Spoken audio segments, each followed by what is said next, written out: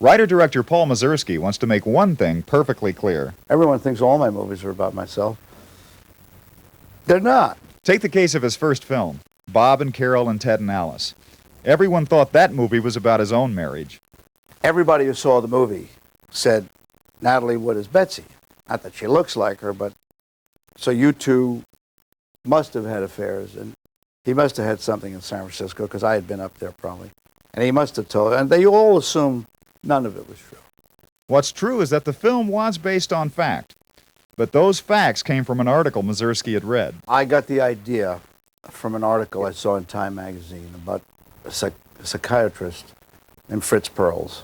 And there was an article about a place called Esalen, and it had a photograph of Fritz Perls and apparently some of his patients sitting in a hot tub in Esalen, outdoors, with the water bubbling, and it talked about a new kind of therapy, encounter therapy.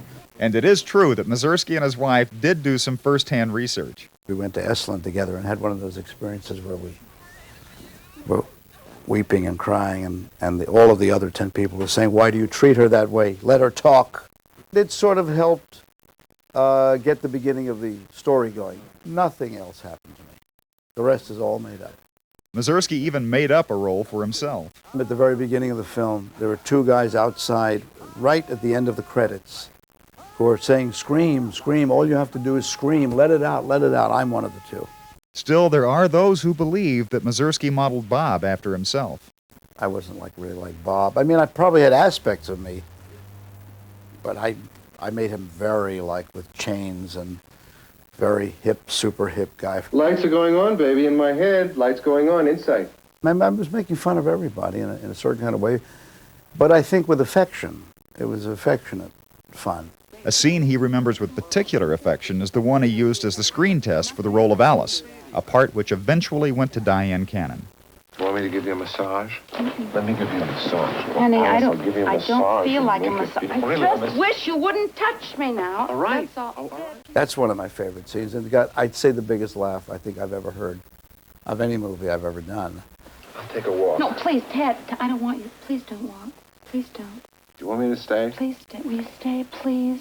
Finally, after endless fighting back and forth, and she's massaged him, and finally she says she's going to go walk the dog, and she begs him to stay, and he finally stays. And they calm down, and they're nice again. And finally she said, would you want me to do it with no feeling on my part?